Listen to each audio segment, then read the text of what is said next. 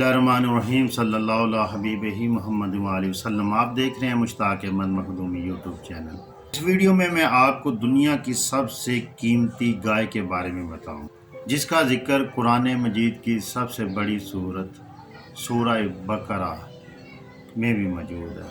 आयत नंबर 68 से लेकर 73 तक इसका जिक्र। इस गाय की अहमियत का अंदाज़ा आप इस बात से लगा सकते हैं कि अल्लाह ताला ने अपनी एक पूरी सूरत का नाम इस पर रख दिया, सूरह बकरा, जिसका मानी भी गाय वाली सूरत है। तो नाज़रीन, किस्सा कुछ इस तरह से है कि बनी इसराइल का एक इंतहाई नेक और जाहिद आदमी था। जब वो मरने के करीब पहुंचा तो उसका एक नाबालिग बच्चा था और एक उसके पास बच्चियाँ थी। तो उस आदमी ने जंगल में जाकर एक झाड़ी के पास ये दुआ मांगी कि अल्लाह, मैं इस बच्चिया को उस वक्त तक तेरी इमानत में देता हूँ जब तक कि मेरा बच्चा जवान होकर बड़ा ना हो जाए। इसी दौरान वो फौत हो जाता है। जो था वो कुछ अरसे के बाद जवान हो जाता है। तो वो इंतहाई नेक और जाहिद लड़का बनता है। वो अपनी वालदा का बड़ा फरमा बरदार है।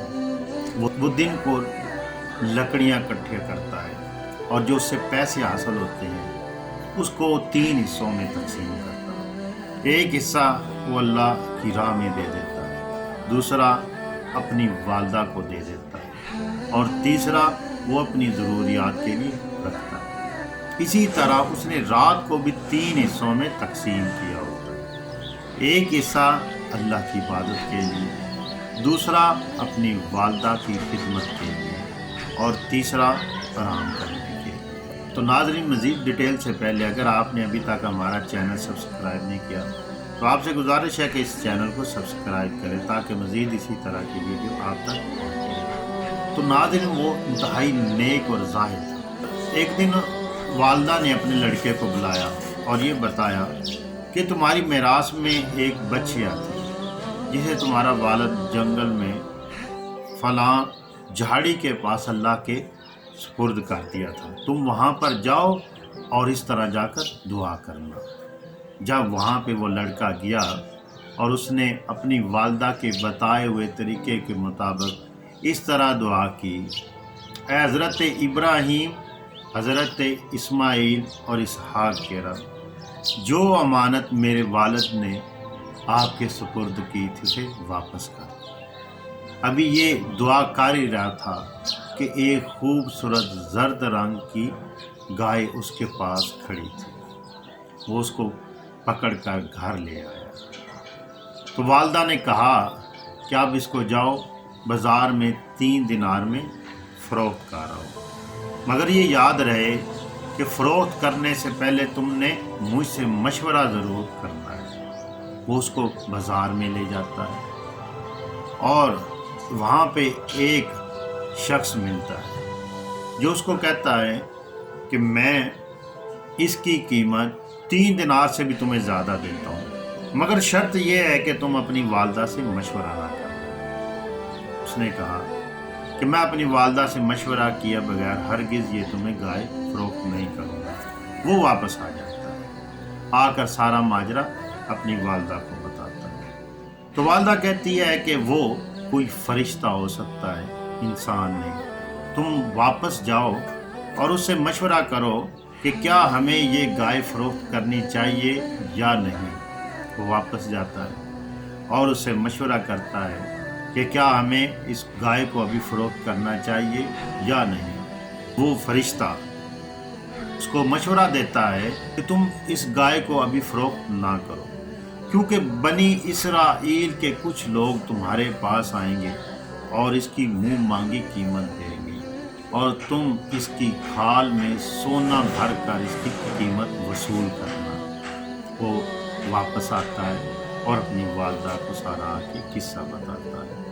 इसी असना में बनी इसराइल का एक बहुत ही अमीर आदमी जिसका नाम आमील होता है, उसको वो कत्ल हो जाता है। तो उसकी लाश एक वीराने से मिलती है। बनी इसराइल के लोग حضرت موسیٰ علیہ السلام کے پاس آتے ہیں اور پوچھتے ہیں کہ اس کو کس نے قتل کیا ہے۔ تو حضرت موسیٰ علیہ السلام فرماتے ہیں کہ تم ایک گائے ذبح کرو اور اس کا گوشت تم ایک گائے ذبح کرو، اس گائے کی زبان یا اس کی دم اس مقتول پر مارو گے تو وہ زندہ ہو کر خود ہی بتا دے گا۔ تو بنی اسرائیل کے لوگوں نے کہا کہ وہ گائے کیسی ہونی چاہیے، اس کا رنگ کیسا ہونا چاہیے، وہ اس کی عمر کتنی ہونی، اسی طرح کے مختلف سوال کرنے شروع کر دیے۔ تو حضرت موسیٰ علیہ السلام نے کہا کہ اس کا رنگ زرد گہرا ہونا چاہیے جو آنکھوں کو بھلا لگے۔ پھر انہوں نے کہا کہ اس کی عمر کتنی ہونی چاہیے۔ تو حضرت موسیٰ علیہ السلام نے فرمایا نہ تو اس کی عمر بہت زیادہ ہونی چاہیے اور نہ ہی بہت کم ہونی چاہیے، بلکہ راس یعنی درمیانی عمر کی ہونی چاہیے۔ اس طرح کی بہت سی ملتی جلتی گائیں ہوگی تو ہم کسے کریں گے؟ تو حضرت موسیٰ علیہ السلام نے فرمایا کہ وہ ایسی گائے ہے جس کے اوپر کوئی عیب نہیں ہے، نہ تو وہ کسی زمین کو جوتتی ہوگی، کھیتوں میں کوئی کام کے لیے استعمال ہوتی ہے۔ انہوں نے کہا کہ اب ہم سمجھ گئے، وہ اصل میں گائے کو ذبح نہیں کرنا چاہتے۔ تو ان کے اس سوالوں کے سبب ان کو مصیبت پڑی۔ تو جب وہ تلاش کرتے کرتے اس لڑکے کے پاس آتے ہیں تو لڑکے نے کہا کہ مجھے اس کے کھال میں سونا بھر کر دو ورنہ میں فروخت نہیں کروں گا۔ تو انہوں نے اسی طرح اس کو کھال میں سونا بھر کر دیا اور اس کو ذبح کر دیا۔ اس کی زبان یا اس کی دم اس مقتول پر اس کا ٹکڑا مارا تو وہ مقتول زندہ ہو گیا۔ تو اس نے بتایا کہ میرے چچا کے 2 لڑکوں نے مجھے قتل کیا ہے اور وہ دوبارہ مر گیا۔ اب اس کی قصاص میں ان دونوں لڑکوں کو قتل کیا گیا۔ تو ناظرین، اس واقعے کے اندر ہمارے لیے بہت سے اسباب، ایک یہ کہ جو نیک والد ہوتا ہے اس کی میراث میں بہت برکت ہوتی ہے، اور جو اللہ کو امانت کے طور پر دیا جائے تو اللہ تعالیٰ اس کے اندر بہت خیر و برکت عطا فرماتا ہے۔ ایک یہ کہ جو اپنی والدہ کا فرما بردار ہو تو اللہ عز و جل اس کو بہت زیادہ نوازتا ہے۔ بنی اسرائیل نے بہت سے سوال کیے تو ان کے سوال کرنے کے سبب ان کو یہ مصیبت اٹھانا پڑی، حالانکہ وہ کوئی عام سی گائے بھی ذبح کر سکتے تھے، لیکن ان کے سوال کے سبب ان پر یہ گرفت ہوئی۔